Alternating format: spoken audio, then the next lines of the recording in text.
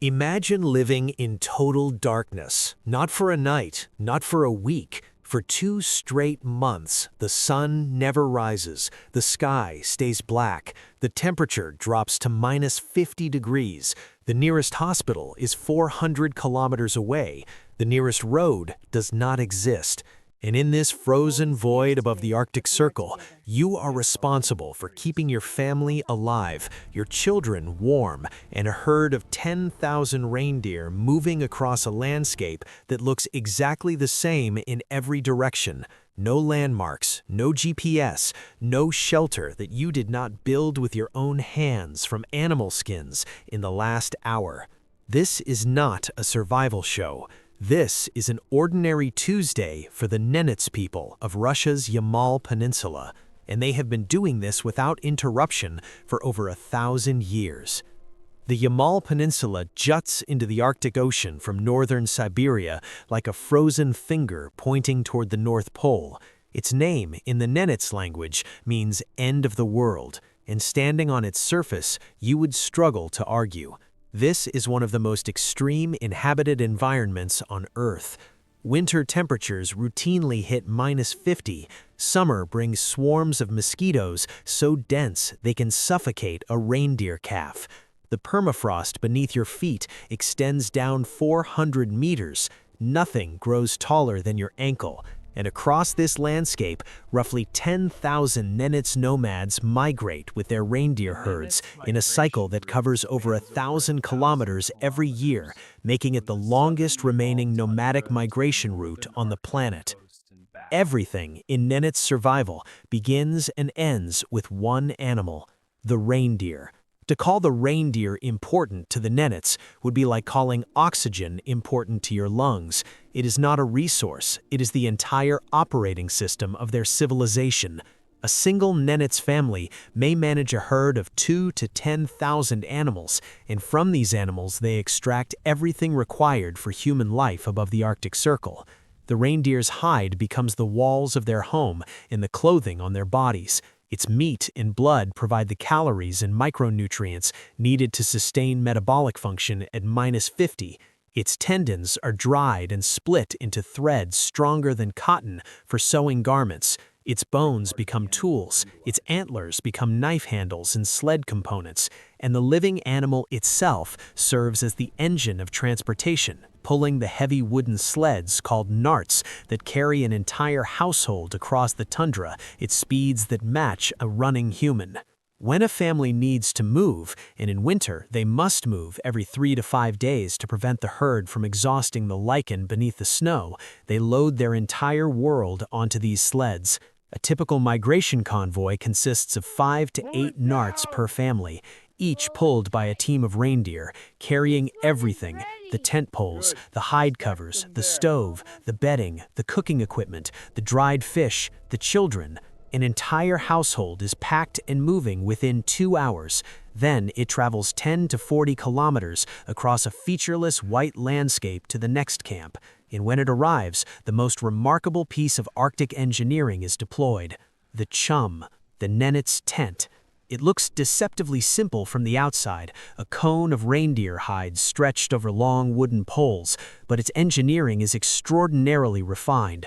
Assembly is performed almost exclusively by the women, and in conditions that would paralyze most humans: blinding snow, screaming wind, temperatures that make bare metal burn skin on contact. 2 Nenets women can erect a fully functional chum in approximately 40 minutes. The frame consists of between 25 and 40 larch poles, each 4 to 7 meters long, arranged in a precise conical geometry. This shape is not tradition for tradition's sake. It is the optimal structure for shedding the Arctic's heaviest weapon: wind. The conical profile presents minimal surface area to horizontal gusts, and its steep angle prevents snow from accumulating on the surface, which would add crushing weight and compress the insulating hide layers. The covering is where the real thermal engineering lives. In winter, the chum is wrapped in 2 complete layers of reindeer hide. The inner layer is positioned with the fur facing inward, trapping radiant body heat and reflecting it back toward the inhabitants. The outer layer faces its fur outward, creating a weatherproof shell that sheds snow and resists wind penetration.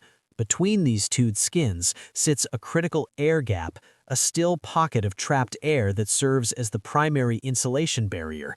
This dual skin system, with its integrated air gap, achieves thermal performance comparable to a modern insulated wall, maintaining interior temperatures of +15 to 20 degrees Celsius, while the exterior plunges to -50. That is a temperature differential of 70 degrees held in place by animal skins and dead air. At the center of the chum sits a small metal stove fed by wood or, in the treeless northern reaches, by dried willow brush and animal fat. The conical geometry drives a natural convection cycle nearly identical in principle to the Mongolian jur, but optimized for a narrower, taller space. Hot air rises sharply to the apex, where a small opening allows smoke to exit, while fresh, cold air is drawn in at the base of the hide walls. This self-ventilating system prevents lethal carbon monoxide accumulation while maintaining warmth. But the chum is occupied for only part of each day. Outside, on the open tundra, the Nenets must work for hours managing the herd, repairing sleds, and navigating. Here, survival depends on a second layer of engineering: clothing. The traditional Nenets winter garment is the militsa, a pullover coat made from approximately 4 full reindeer hides sewn together with sinew thread, fur facing inward against the skin. Over this goes the goose, a second outer coat, worn with the fur facing outward. This double-layer system mirrors the chum's architecture exactly. Inner fur traps body heat, outer fur repels wind and moisture. Dead air between the layers insulates. The militsa extends past the knees, and its integrated hood and mittens eliminate all gaps where wind could penetrate.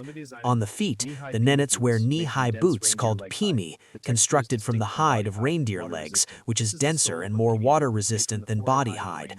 The soles are made from a separate piece of hide taken from the forehead of the reindeer, the toughest section of the animal's skin.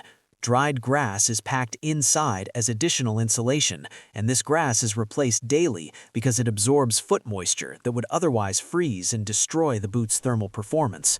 Nothing about this system is primitive. Every material choice, every construction detail is a precise response to a specific thermal threat. Nutrition in the Arctic demands its own engineering. The Nenets' diet consists heavily of raw and frozen reindeer meat, raw fish, and fresh reindeer blood. To an outsider, this appears extreme, but it is metabolically calculated by centuries of practice.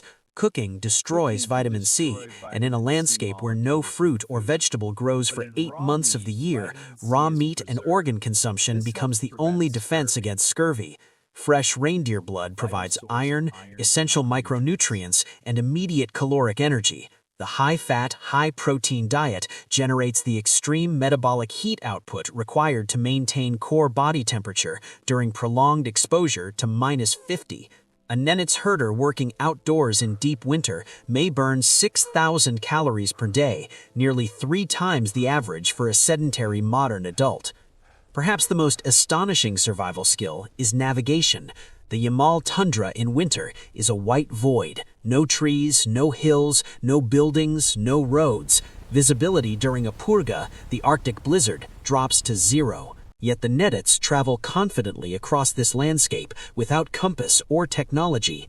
They read the sastrugi, the wind-carved ridges in the snow surface, which always align with the prevailing wind direction. They observe the density and texture of snow, the position of stars during the polar night, and the behavior of their reindeer, who possess an instinctive sense of direction that the herders have learned to trust over centuries. This is not mysticism. It is a form of environmental literacy so sophisticated that modern researchers struggle to fully document its mechanisms. Today, the Nenets face a threat that no amount of traditional knowledge can fully address. Beneath the Yamal permafrost lies one of the largest natural gas reserves on Earth, and Russia's energy industry has driven pipelines and extraction facilities directly through the ancient migration corridors.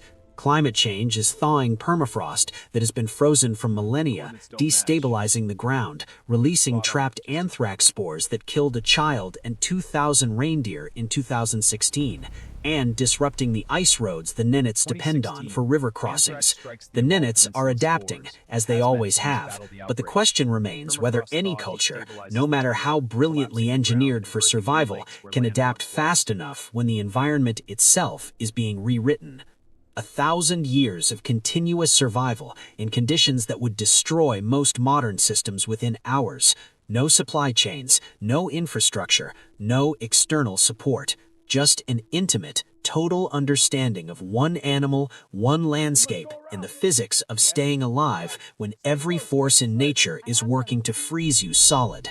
The Nenets do not conquer the Arctic. They listen to it, move with it, and build their entire existence from what it provides. In a world racing to dominate nature through technology, they remain living proof that the deepest form of intelligence is adaptation. If this journey into Arctic survival fascinated you, subscribe and turn on notifications so you never miss what we explore next. Share this with someone who needs to see the genius hidden inside